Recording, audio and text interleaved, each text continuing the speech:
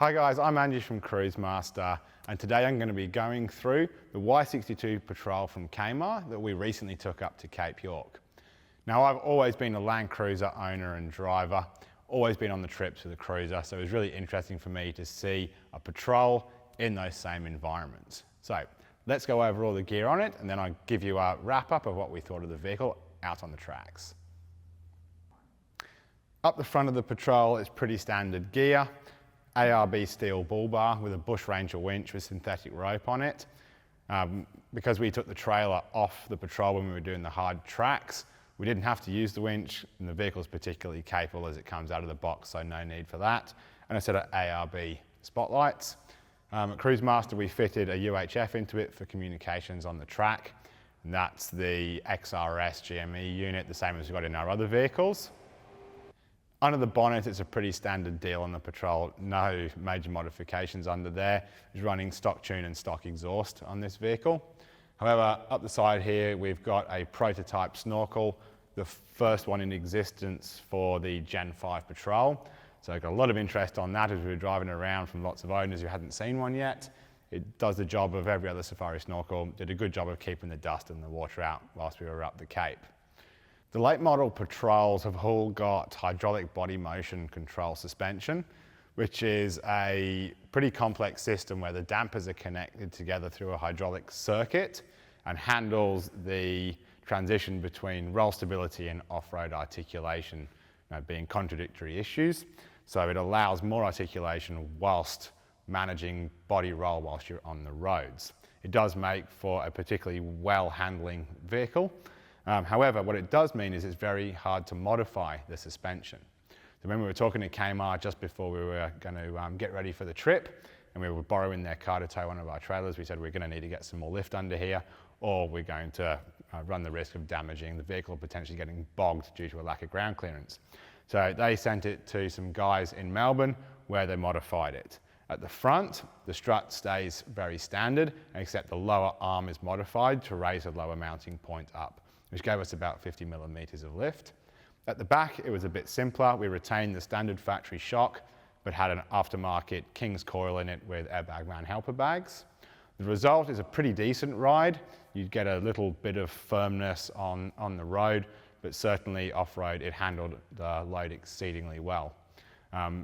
Braden, one of the engineers who was mainly driving this vehicle, commented on how good it was on corrugated corners.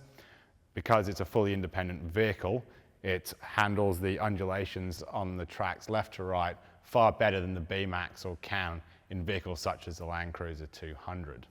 The downside of the complexity of this system is it means that GVM upgrades aren't readily available for this vehicle, and as such, we had it lightly loaded inside. We didn't really have any gear in the Patrol. With a 2.8 ton trailer on the back, it was on its GVM for the trip, so that is something to bear in mind. Up the top on the Patrol, we've got a Roller Titan tray. This particular one has got a new prototype Ridgeback mounting system on it. That makes it much easier to install, and I have to say it looks far better than the old mounts that were being used before.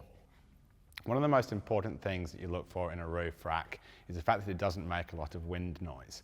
And we find that to be particularly true with the Roller Titan tray. It really doesn't make a lot of noise when you're out there on the roads, particularly at speed. We found that the mounting system on it is exceedingly flexible, gives you lots of mounting options for all your accessories. In particular, this side channel here, I really like for mounting awnings and things like that. Through the travels, we did find a few things that we think we can improve on, so we're excited to work with the team over at Roller to improve the product for the future. Now let's head round the back and we'll show you what's going on there. Round the back of the Patrol, we've got the Kamar rear bar. On this particular model, we've got a spare wheel and the twin jerry can holders. It also features the integrated tow bar, which we obviously use extensively, towing the 2.8 ton trailer behind it on the trip.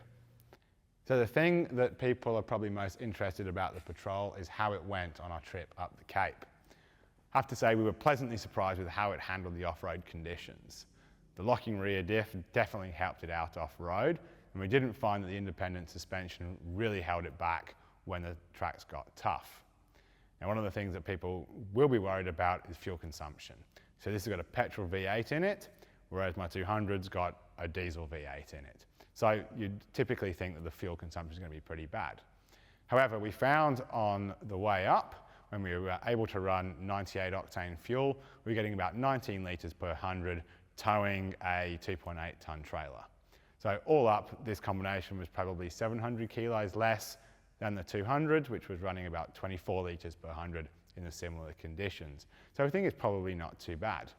However, where it did start getting worse is when we headed into areas where we couldn't get 98 fuel. And that doesn't actually have to be in any of the remote areas. We found some of the country towns along the way maxed out at best at 95, but most commonly in 91.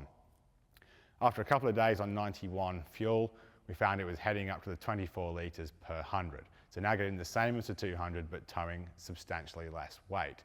So I think that's really something to be aware of. Also on the 91 fuel, it did reduce its power delivery along the way as well. Definitely noticeable when we got back into 98. If you are worried about that, it might be worth carrying some octane booster with you to improve the fuel economy and that power delivery when you're in remote areas. So there's no doubt the Y62 Patrol is a competitive option, providing you can manage the weight situation on this vehicle.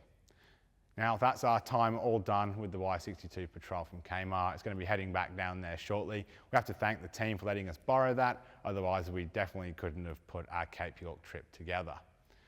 We're doing a couple more videos on reviewing our Land Cruiser 200 and our Cruisemaster BT50 and how they handled the Cape York tracks. So make sure you keep an eye out on Facebook, YouTube and Instagram so you don't miss out.